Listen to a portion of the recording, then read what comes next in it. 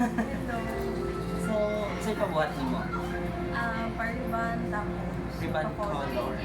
With treatment tayo ha, para iwas damage mo. Sa case sa yung hair. First na ako, ribbon system. Na kay Beats po. Picture time.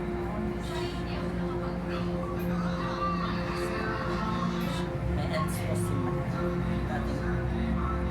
Darker color ka. Dark brown siya. Okay. So, pag mahayagan siya, May nani yung is na ay magawas ng blend. So, kita mo buhat o dark brown kay or totally black dyan na siya magawas. So, mag-blend ta para pag mahayag sa gawas, siya, reflection lang sa sana dihang guys. Pero hindi ka siya nakakapag. Yes, hindi siya yung anak ka blonde, hindi siya yung anak ka lighter. Tama-tama lang. Mura siya 50-50 sa black o sa brown. Pero baya siya sa kong Yes po. Si nude. Ako ang bibigyan ko ang katantong puti. Yes. Wala man na black, ni siya na Ano na yung color na. Nung nawala na kasi niya siya ng normal. color.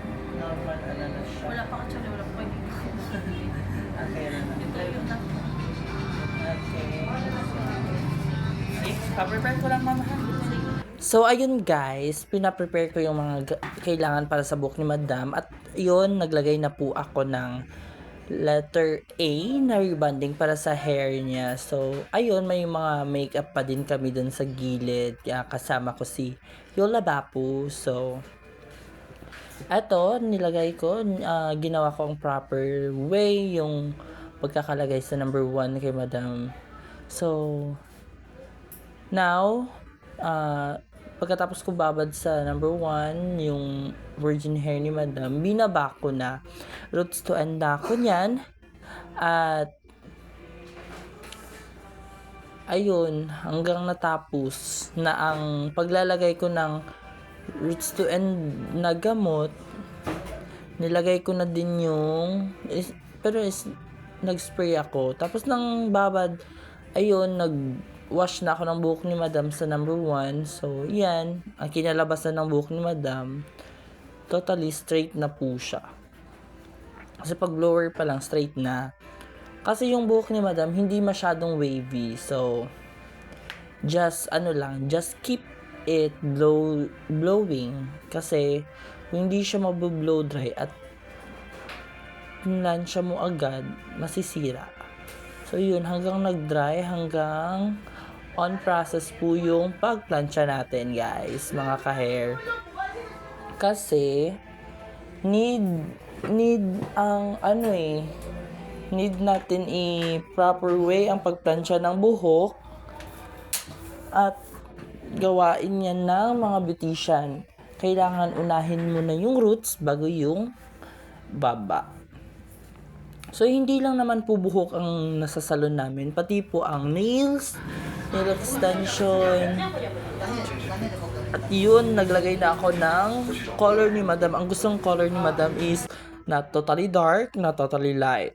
So, pagkatapos nun, naglagay ako ng treatment. Fast forward lang natin ha, kasi mahina talaga ang pandito sa amin. Hindi ako masyadong nakapag-video. So, yun, treatment na Brazilian Botox ang gamit natin kay Madam para stronghold talaga yung rebonding niya. At yan, hanggang nakapag-blower na ako. Patapos din yan si Madam mga 8 or 7 p.m. na yata si Madam dyan.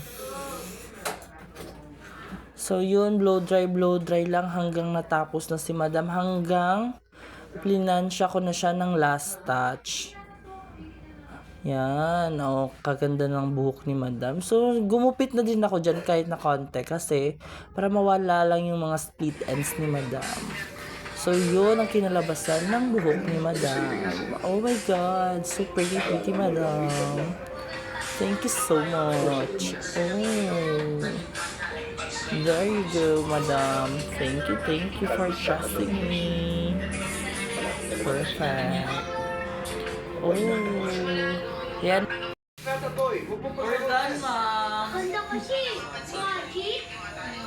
Ribbon color with